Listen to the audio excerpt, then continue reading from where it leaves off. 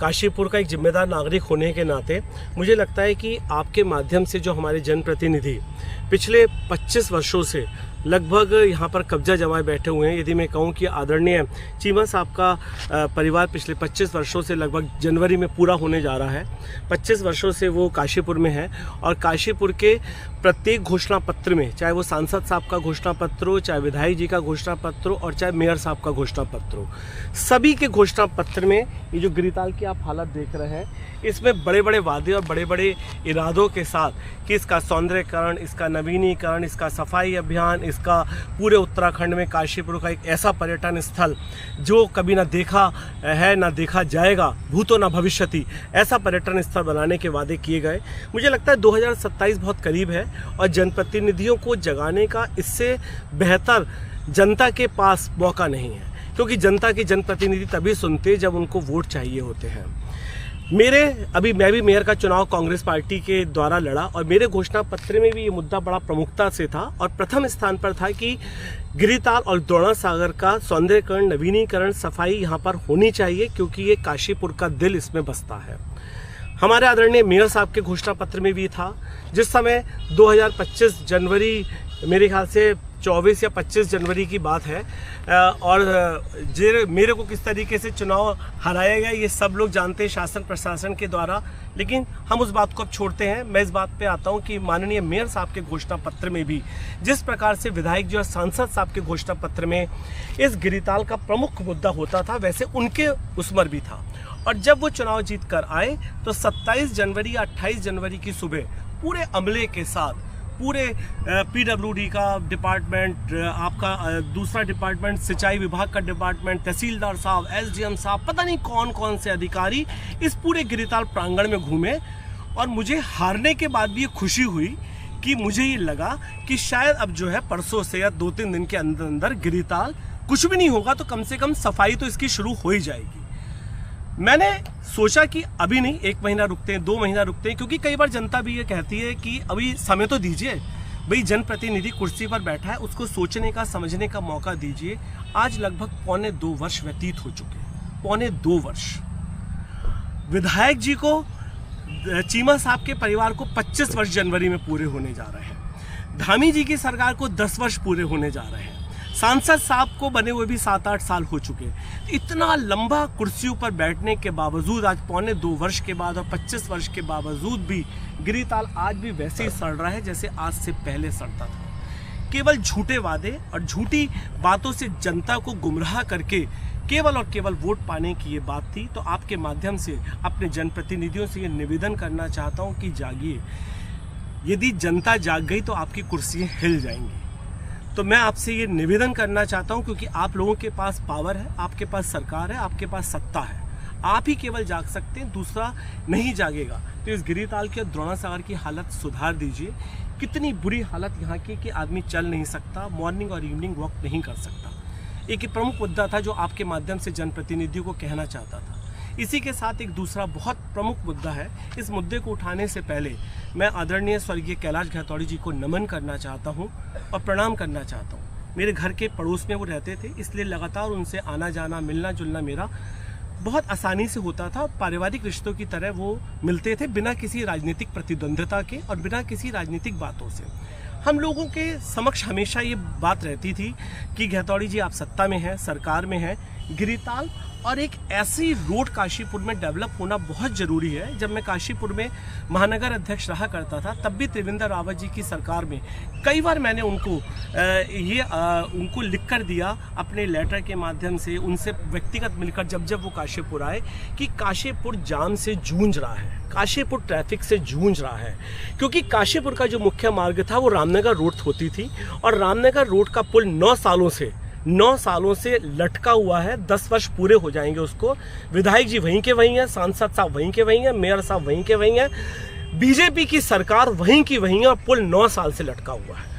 Kashipur Ramnagar road के अंदर गड्ढे नहीं है, गड्ढों में रामनगर रोड है। पता नहीं करोड़ों रुपया कहाँ आता है और कहाँ जाता है। खैर, मैं उसी मुद्दे पर आता हूँ। तो मैंने उनसे निवेदन कई बार किया।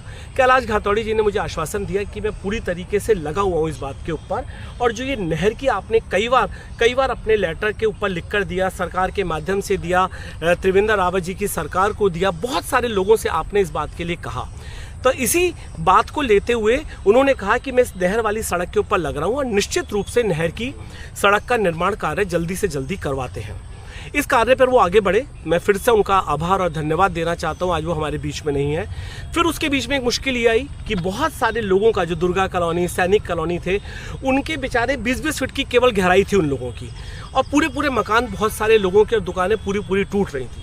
कई मीटिंगें मैंने उनके संग लोगों की करवाई और कहा कि हम निर्माण भी करें और इनको भी कम से कम ध्यान रखा जाए। ऐसा ना हो कि इनका पूरा का पूरा घर और दुकानें उजड़ जाए, तो ये बेसहारा हो जाए और बेघर हो जाए। तो उन्होंने इस बात को मेरी बहुत ध्यान से सुना और आश्वासन दिया कि कम से कम जितना इनको तोड़फोड़ होगी, जितनी कम तोड़फोड़ होगी उतनी तोड़फोड़ करेंगे, लेकिन सड़क भी प्रॉपर बन जाए, फुटपाथ भी प्रॉपर बन जाए, नाली भी बन जाए, और जो एक जाम की समस्या काशीपुर में बढ़ रही है वो समस्या का निदान हो सके। ये कार्य हुए मुझे लगता है कि 1 वर्ष हुआ है अभी। लगभग 1 वर्ष के बाद लोगों की आवाजाही, निश्चित रूप से काशीपुर में जाम की स्थिति में सुधार आया इस वाली सड़क से, क्योंकि इस सड़क में सबसे प्रमुख बात ये थी कि ना तो कोई चौराहा था और ना ही इसमें कोई ट्रैक था, रेलवे ट्रैक था, ना कोई रेलवे क्रॉसिंग थी।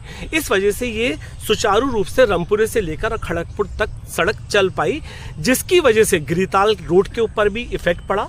जो हैवी ट्रैफिक, ये रेजिडेंशियल जोन था, उसके अंदर बहुत 200 टन के विनोद भाई तो यहीं पर ही निवास करते हैं, आप सब आते जाते हैं, बसों की, ट्रकों की, ट्रॉलियों की, ट्रैफिक की बड़ी भारी समस्या थी। और रामनगर रोड, स्टेडियम का, रेलवे ट्रैक और आपका चीमा चौराहे का, टांडे का, सब तरफ से पूरा जाम काशीपुर हो जाता था। इस रोड के बनने से कुछ समस्या का निदान हो पाया। समस्या का निदान पूरा जब ही हो पाएगा जब ये पुल पूरा हो पाएगा, लेकिन मुझे पता नहीं कब हो पाएगा। ये आप सब पूछ सकते हैं आदरणीय चीमा साहब से, आदरणीय धामी जी से। अब क्या होता है साहब, ये रोड बन के 1 साल तैयार होती है। मुझे ताज्जुब हुआ कि जिस चौड़ीकरण के लिए सरकार और हमारे जनप्रतिनिधियों ने आदरणीय मुख्यमंत्री जी, सूबे के मुखिया से ये करा कि काशीपुर का चौड़ीकरण होना चाहिए। साहब, काशीपुर में निरंतर ट्रैफिक बढ़ रहा है, स्कूटर, मोटरसाइकिल, गाड़ियों की समस्याएं लगातार बढ़ रही हैं और ट्रैफिक बहुत भारी मात्रा में बढ़ रहा है। ये सड़क जब चौड़ी हुई तो इससे भी समस्या का निदान हुआ, और जहाँ भी चौड़ीकरण के लिए मुझे लगता है 10-20 करोड़ रुपये आ गया कि चौड़ीकरण हुआ। अब साहब मैं क्या देखता हूँ, जैसे ही चौड़ीकरण हुआ तो चौड़ीकरण जिस चीज़ का हुआ उसको बेचने का काम शुरू हो गया। जो इंक्रोचमेंट माननीय उच्च न्यायालय भी हटाता है। आपने देखा होगा वीकली बाजार जो लगते हैं गाँव में, हमारे जो लगे हुए कस्बे हैं, उनको भी माननीय उच्च न्यायालय ने कहा कि ये रोड के ऊपर नहीं लगने चाहिए। इनकी लगने की वजह से एक्सीडेंट की समस्या बढ़ती है, जाम की समस्या बढ़ती है और दुर्घटनाएं ज़्यादा होती हैं। इसलिए इनको जो हाईवे और जो मेन रोड्स हैं उन रोड से हट के बाजार लगने चाहिए। उनके माननीय न्यायालय का आदेश का पालन हुआ और सारे बाजार आज आप देखते हैं कि रोड पर नहीं लगते, रोड से हट के लगते हैं, तो समस्याएं कम हुई। लेकिन हमारे यहाँ पे क्या हुआ साहब, काशीपुर में जो रोड चौड़ी हुई, जिन रोडों के ऊपर से इंक्रोचमेंट हटना चाहिए था, उनके ऊपर खोखे के नाम पर आवंटन शुरू हुआ।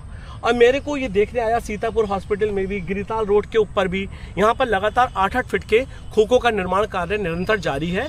जो सड़क कच्ची थी पहले उसको पक्का करा गया, उसका पैसा लिया गया, टाइलों का पैसा लिया गया, फिर अब उनको तोड़ने का पैसा लिया गया और उन तोड़ने के बाद उनके ऊपर अब खोखे और दुकानें बनाने का काम हो रहा है। और सुनने में आया कि वो दुकानें 3-3, 4-4 लाख रुपए में बिक रही हैं। जो पैसा काशीपुर के लिए लगना था उसके ऊपर और वसूली शुरू हो गई। 3-3, 4-4 लाख रुपए में एक खोखा बिकने का काम शुरू हो चुका। अब आप अंदाजा लगाइए कि 10 फीट का हमारा फुटपाथ है, उस फुटपाथ के ऊपर यदि 8 फीट का खोखा लग जाता है, 8 फीट के खोखे बाद जो बेचारा दुकानदार 3-4 लाख रुपए में वो खोखा खरीदेगा, निश्चित रूप से वो कमाई करना चाहेगा। निश्चित रूप से वो चाहेगा कि मेरी दुकानदारी आगे आनी चाहिए और बढ़नी चाहिए। 8 फीट का उसका खोखा हुआ, 2 से 3 फीट उसने अपनी जो दुकान के अंदर सामान था वो 2 से 3 फीट उसने जो है दुकान के बाहर टांगा। उस 2 से 3 फीट के बाद स्कूटर और मोटरसाइकिल और गाड़ियां रोड के ऊपर खड़ी हुई। आप बताइए, आपने शहर में क्या सुखद अनुभूति कराई, क्या सुखद अनुभूति कराई। आपने उन पक्के निर्माण के ऊपर जो फुटपाथ बनना चाहिए था, जो लोगों की ट्रैफिक से हटकर आवाजाही होनी चाहिए थी, जो बुजुर्ग हमारे इतने बड़े ट्रैक पर, जो मुझे लगता है 1500 से 2000 फीट का ये फ्रंट होगा, इस फ्रंट के ऊपर करोड़ों रुपए की दुकानें आप बना के बेचने का काम आपने शुरू कर दिया, जो लोगों के फुटपाथ के लिए था।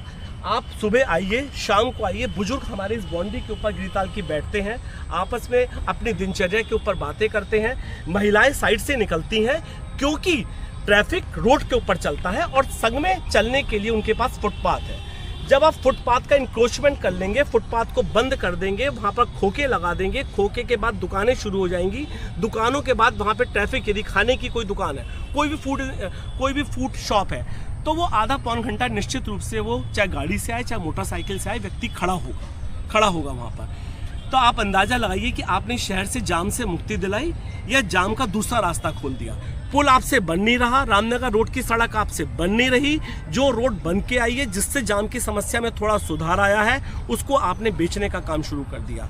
आप सड़कों को बेच रहे हैं सरकार। अभी तक हमने ये सुना था कि बैंक बिक रहे हैं, LIC बिक रही है, एयरपोर्ट बिक रहे हैं, सरकारी बिल्डिंगें बिक रही हैं, लेकिन अब सड़कें बिकने लग गई। PWD और सिंचाई विभाग की सड़क बिकने लगी। जिन सड़क पर चलने का अधिकार हमारे बुजुर्गों को, महिलाओं को, बच्चों को था, वो सड़कें आप बेचने की तैयारी कर रहे हैं, केवल किस लिए कि आपका फंड बढ़े। आपके पास सेंटर में गवर्नमेंट है, आपके पास स्टेट में गवर्नमेंट है, कम से कम इस टाइप की एक आध सड़क काशीपुर में केवल है, एक आध चीज़ ऐसी है, उसको छोड़ दीजिए। मैं आपसे निवेदन करना चाहता हूँ कि इस चीज़ों को छोड़ दीजिए। आप सबके माध्यम से मैं जितने भी जनप्रतिनिधि हमारे माननीय मुख्यमंत्री जी हैं, माननीय सांसद साहब हैं, विधायक जी हैं, मेयर साहब हैं, सबसे ये निवेदन करना चाहूँगा कि इन फुटपाथ को डेवलप कीजिए, फुटपाथ को चलने के लिए छोड़ दीजिए। आपको कोई भी जोन बनाना है तो जो सरकारी भूमि है, चाहे वो ग्राम सभा की भूमि है, चाहे नगर निगम की भूमि है, उनके ऊपर वेंडर जोन बनाइए। उनके ऊपर मैं इस बात के बिल्कुल खिलाफ नहीं हूँ कि पेड़ नहीं लगने चाहिए, पेड़ लगने चाहिए। इस बात के पक्षधर हूँ कि वेंडर जोन बनने चाहिए, लेकिन उसके लिए जगह कौन सी हो, ये काशीपुर में सुविधाजनक हो और बिना किसी जाम के हो, बिना किसी परेशानी के हो, बिना किसी बुजुर्ग और महिलाओं की दिक्कतों के वो समस्याओं का निदान हो। ऐसी हम काशीपुर के जिम्मेदार नागरिक आपसे अपेक्षा करते हैं।